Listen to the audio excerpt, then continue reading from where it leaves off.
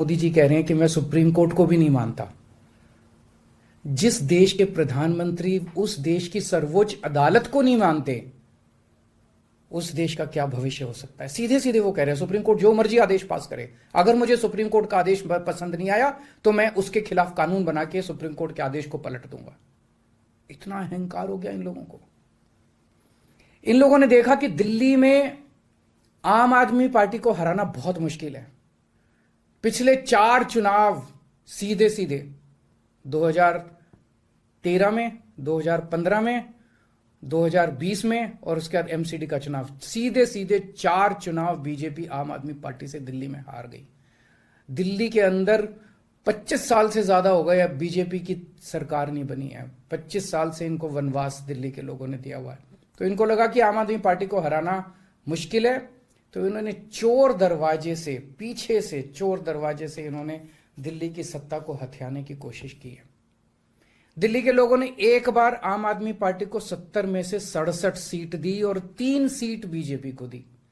दूसरी बार 70 में से 62 सीट दी और 8 सीट बीजेपी को दी। तो एक तरह से दिल्ली की जनता ने चिल्ला चिल्ला के बीजेपी को कहा है कि दिल्ली के अंदर दखलंदाजी मत करना। प्रधानमंत्री जी को साफ साफ शब्दों में दिल्ली के लोगों ने कहा, 7 सीट उनको नेशनल चुनाव में 7 सीट दी और दिल्ली के चुनाव में 3 सीट दी।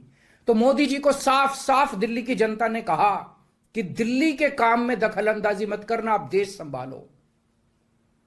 लेकिन मोदी जी कहते हैं मैं जनता की बात नहीं मानता। इतना अहंकार हो गया, ना जनता को सुन की बात मानते, ना सुप्रीम कोर्ट की बात मानते। और आपको पता है इस कानून में क्या लिखा है, जो कानून आज पास किया है? इस कानून में लिखा है कि दिल्ली के ऊपर से नीचे A category, B category, C category, D category, जितने दिल्ली सरकार के कर्मचारी हैं, उन सारे कर्मचारियों को के बारे में सारी पॉलिसी केंद्र सरकार बनाएगी। उनकी ट्रांसफर पॉलिसी, कौन अधिकारी, कौन चपरासी क्या काम करेगा, ये देश के प्रधानमंत्री बैठ के दिल्ली सरकार का कौन सा चपरासी क्या काम करेगा, कौन सा चपरासी फाइल उठाएगा, कौन सा चपरासी चाय पिलाएगा, कौन सा चपरासी खाना, ये काम रहेगा प्रधानमंत्री जी को। इसके लिए प्रधानमंत्री बनाया था देश का कि आप दिल्ली के चपरासियों की ट्रांसफर पॉलिसी बनाओगे बैठ के प्रधानमंत्री बन के। आप केंद्र चलाओ ना, आप दिल्ली के अंदर क्यों दखलंदाजी कर रहे हो? आपको क्या लगता है ऐसा क्यों कर रहे हैं?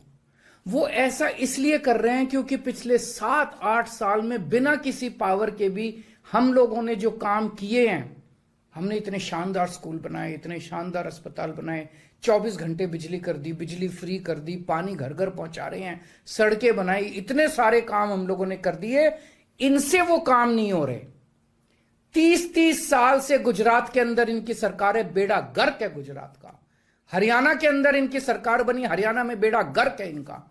मणिपुर के अंदर बीजेपी की सरकार है, मणिपुर को जला दिया इन लोगों ने। इसलिए केजरीवाल के साथ कंपटीशन नहीं कर सकते, काम में कंपटीशन नहीं कर सकते, हमारे जैसे काम नहीं कर सकते, आम आदमी पार्टी के जैसे काम नहीं कर सकते। इसलिए केजरीवाल को काम करने से रोको, किसी भी तरह से केजरीवाल को काम करने से रोको, बस ये इनका मकसद है। मैं सुन रहा था अमित शाह जी को, वहां पे संसद में भाषण दे रहे थे, कहते हैं झगड़ते बहुत हैं ये लोग, झगड़ते बहुत हैं ये लोग। मैं स्कूल बनाता हूं, ये मेरे को स्कूल नहीं बना देते। फिर मैं जब इनसे कहता हूं मेरे को स्कूल बना देने दो, तो कहते झगड़ता बहुत है केजरीवाल। मैं मोहल्ला क्लिनिक बनाता हूं, मेरे मोहल्ला क्लिनिक तोड़वा दिए इन लोगों ने। फिर कहते हैं केजरीवाल झगड़ता बहुत है, मैं इनको कहता हूं मेरे को मोहल्ला क्लिनिक बनाने दो। मैं अस्पताल में दवाइयां फ्री करता हूं, कहते हैं दवाइयां फ्री क्यों करता है। मैं बिजली फ्री करता हूं, कहते हैं केजरीवाल फ्री भी दे रहा है, फ्री की रेवड़ियां दे रहा है, कहते हैं झगड़ते बहुत हैं। मैं जो भी करता हूं, चाहे झगड़ता हूं चाहे जो भी करता हूं, दिल्ली के लोगों को पसंद हूं। इसीलिए 3 बार 4-4 बार दिल्ली के लोगों ने मेरे को, जो भी कर रहा हूं ठीक ही कर रहा हूं, तभी 4-4 बार लोगों ने हमें वोट दिया। और होम मिनिस्टर अमित शाह जी क्या कहते हैं, मैंने सुना उनको संसद में, हमारे पास पावर है, संविधान ने हमें पावर दी है कानून पास करने की, हमारे पास पावर है, हमें सुप्रीम कोर्ट ने पावर दी है ये कानून पास करने की। अरे आपको पावर दी है जनता की सेवा करने की, जनता के ऊपर अत्याचार करने के लिए पावर नहीं दी है आपको। इतना घमंड मत कीजिए अमित शाह जी। आपको पावर दी गई है ताकि आप विकास करें देश का। आपको पावर दी गई है ताकि आप देश के लोगों को शक्तिशाली बनाएं। आपको पावर इसलिए नहीं दी गई है कि आप देश के लोगों को लाचार बना दें और उनके वोट का अधिकार छीन लें। ये जो आप पावर पावर पावर पावर कर रहे हो, ये पावर आपको जनता की सेवा करने के लिए दी गई है। मैंने देखा है अमित शाह जी, पिछले चुनाव में आप घर घर जाके दिल्ली के अंदर पर्चे बांट रहे थे। एक एक घर में जाके आप पर्चे बांट रहे थे। दिल्ली के लोगों ने आपको नकार दिया। अब आप दिल्ली के लोगों को तमाचा मारने आ गए। केजरीवाल से नफरत करते करते इस नफरत में इतने अंधे हो गए कि आपने दिल्ली के लोगों के ऊपर अत्याचार करना चालू कर दिया। और मैं प्रधानमंत्री जी को याद दिलाना चाहता हूं, 2014 के चुनाव में प्रधानमंत्री जी आप खुद आए थे दिल्ली। आपका भाषण उठा के देखिए। आपने दिल्ली की जनता को प्रॉमिस किया था कि मेरे को प्रधानमंत्री बना दो, मैं दिल्ली को पूर्ण राज्य बनाऊंगा। उसके पहले, हर चुनाव के पहले भारतीय जनता पार्टी ने आंदोलन किए हैं दिल्ली के अंदर दिल्ली को पूर्ण राज्य बनाने के लिए। और आज आप लोगों ने दिल्ली के लोगों की पीठ में छुरा घोंप दिया, अपनी वादे से मुकर गए। अगर आप ऐसे करोगे फिर प्रधानमंत्री पे कौन यकीन करेगा? आपने खुद बोला था 2014 में कि मैं फुल स्टेटहुड बनाऊंगा।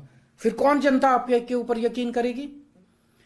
2015 में आपने मेरी शक्तियां छीनी दिल्ली सरकार की। जैसी हमारी सरकार बनी आपने हमारी शक्तियां छीन ली नोटिफिकेशन जारी करके। फिर भी बिना शक्तियों के हमने काम किया और दिल्ली की जनता ने मेरे को 2020 में 62 सीट दे के दिल्ली की जनता ने आम आदमी पार्टी की सरकार बनाई। क्यों? क्योंकि मैं दिल्ली का बेटा हूं और आप दिल्ली के नेता बनना चाहते हो। दिल्ली के लोगों को अपना बेटा पसंद है और दिल्ली के लोगों को आप जैसे नेता नहीं चाहिए। हम दिल्ली वाले दिल्ली से बहुत प्यार करते हैं और हम जानते हैं कि बीजेपी दिल्ली के लोगों से नफरत करती है, दिल्ली वालों से नफरत करती है।